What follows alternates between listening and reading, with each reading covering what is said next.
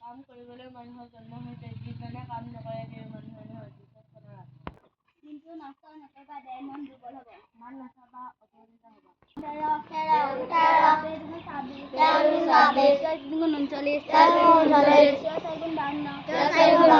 5 65।